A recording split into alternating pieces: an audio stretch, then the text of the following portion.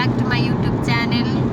म चाहिँ रेस्मा कति वर्ष आएँ म युके आएको करिब 1 वर्षपछि फेरि म चाहिँ भिडियो बनाउँदैछु अनि आज चाहिँ हामी बीच घुम्न जाँदैछौँ।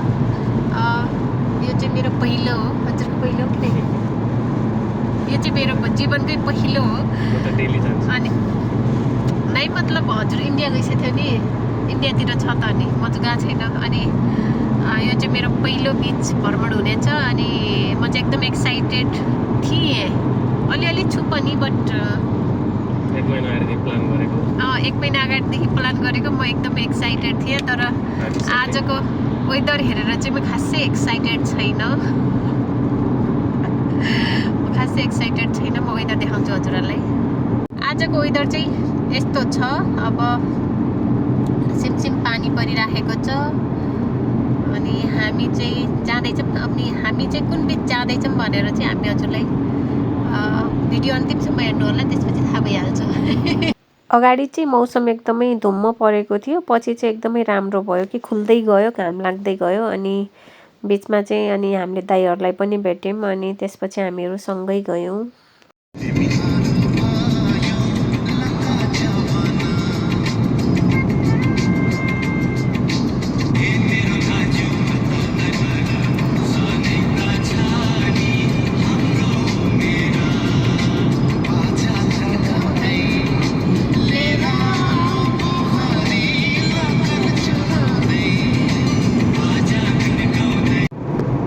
घरको दृश्य बीच यो पनि नेपालको धर्म अन्त यो भन्दा हरियो त चान्सै छैन।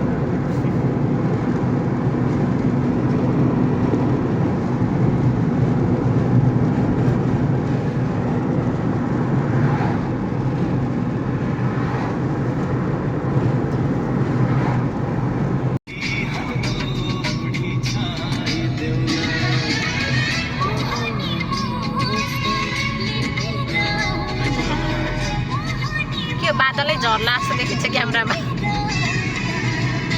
यो भयो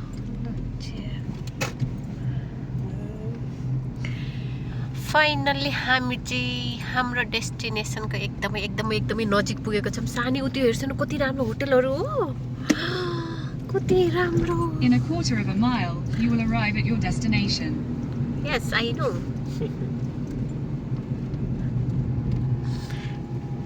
हामी चाहिँ हाम्रो डेस्टिनेसनको लगभग अन्तिम बिन्दुमा आइपुगेका छौँ। हेर्छ सानी हजुर त भन्छ डडलडोर, दिस इज डडलडोर। कार पार्क खै यहीँदेखि हो। कति राम्रो, माइ गॉड। जिन्दगीमा पहिलोचोटि मैले होइन उयस देखेको। समुद्र कति टाढा हो। मैले सानो होला सोचेको थिएँ, तर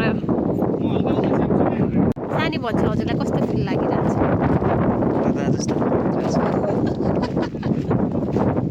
मैले पनि त बोकेको छु, कस्तो भइसक्छ आफूले अन्तर बोके जस्तो गोदा जस्तो फिल आयो भनिन्छ।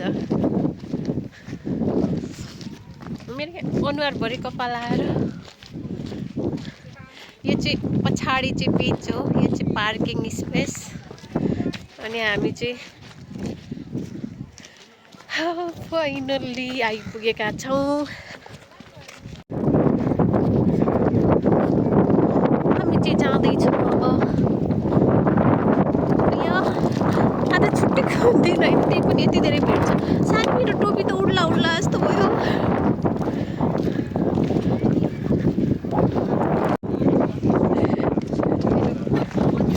हावाले टोपी उडाउला जस्तो।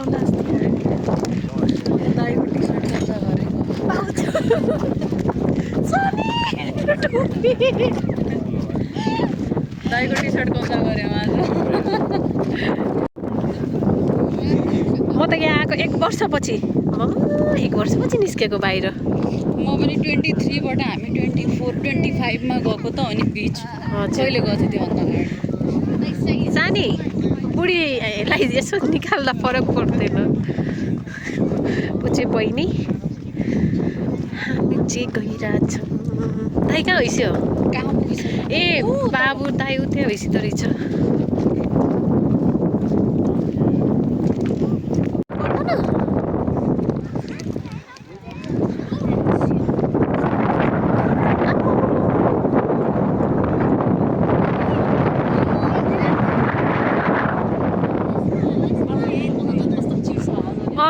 डोर चाहिँ उतापट्टिको रहेछ होइन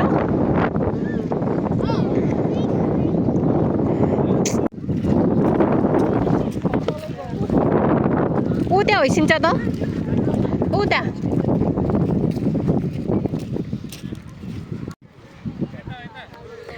हजुर ए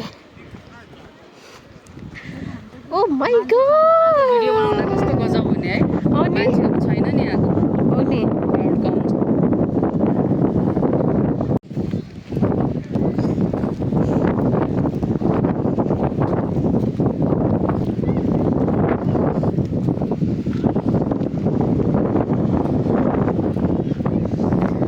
हामीले चाहिँ यहाँ तल जानुको लागि चाहिँ सिँढी भएर जानुपर्ने हुन्छ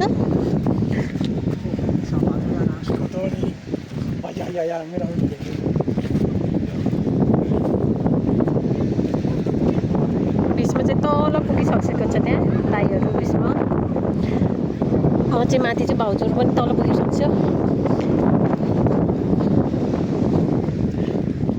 आजको वेदर यति राम्रो छ नि बिहानको मौसम चाहिँ एकदम पानी परिरहेको थियो त्यो हिसाबले चाहिँ मलाई राम्रो हुँदैन कि ट्रिप भन्ने भएको थियो तर अहिले त यहाँ आउँदा त एकदम दामी मौसम छ आइ एम सो एक्साइटेड मेरो खुसी व्यक्त गर्न सक्दिनँ क्या म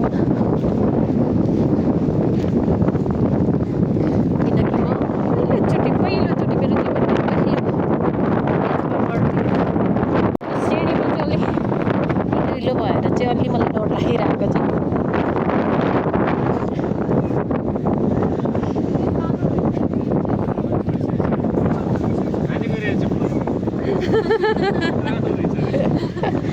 सानी कस्तो फिल भइरहेछ डोन्ट से मी अगेन गदा जस्तो फिल भइरहेछ कस्तो फिल भइरहेछ ल भन्नुहोस् हो सामान हजुर ल्याइसक्यो त्यो त ओके हो र दाइ उता गइसक्यो कता उता गइसकेछ ऊ त्यो 1 2 3 4 चौथो नम्बरमा होइसिन्छ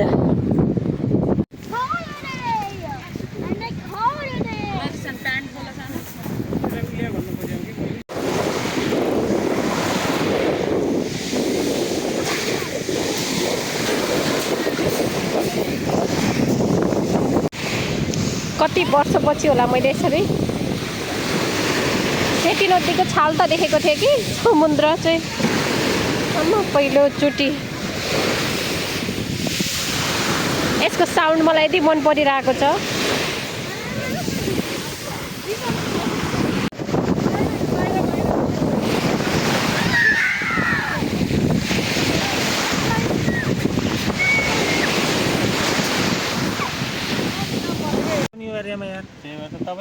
हजुर छिटेर उता गइसक्यो यो चाहिँ हाम्रो पिकनिक त्यो सानो ढुङ्गा ल यसमा हाल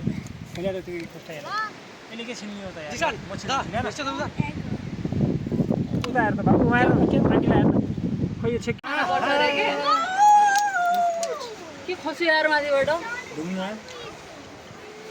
हामी बिचमा पुगेको कति 1-1.5 घन्टापछि चाहिँ हामीलाई भोक लागे जस्तो भयो अनि हामीहरूले घरबाट चाहिँ अनि नास्ता बनाएर लगेको थियौँ लाइक तरकारीहरू रोटीहरू बनाएर लगेको थियौँ अनि बिचमा चाहिँ बसेर अनि त्यो छेउमा बसेर खानै लागेको थियौँ त्यसपछि चाहिँ अचानक मौसम फेरि परिवर्तन भयो अनि पानी पर्यो अनि त्यो किनारमा चाहिँ अनि यस्तो थियो पहाड टाइपको थियो बस्नलाई अनि हामी त्यहाँ गएर बस्यौँ एकछिन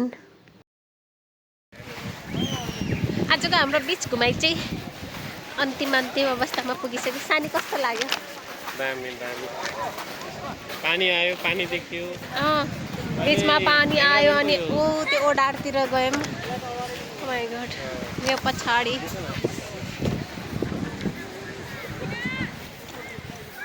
डडलटोर यसको छेउमा फेरि यो छ कस्तो राम्रो छ कि निलो समुद्र हजुर बस्दिँदै रोड क्लोज चाहिँ मान्छेहरू कसरी गर्छन्?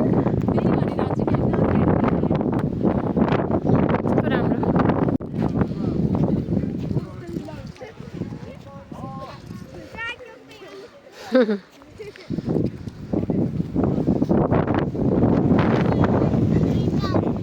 हामी चाहिँ अब रिटर्न हुन लाग्यो। अहिले 5:30 बज्यो। यहाँ हामी चाहिँ कति दिउँसोको 12 बजी आइपुगेको थियौँ होइन। अनि हामी चाहिँ अहिले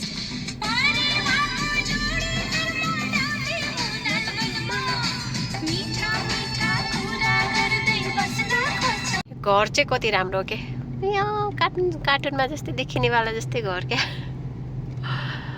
यो वाला कति मन परेको होइन यो वाला त। भिडियो अन्तिमसम्म हेरिदिनु भएकोमा थ्याङ्क यू सो मच।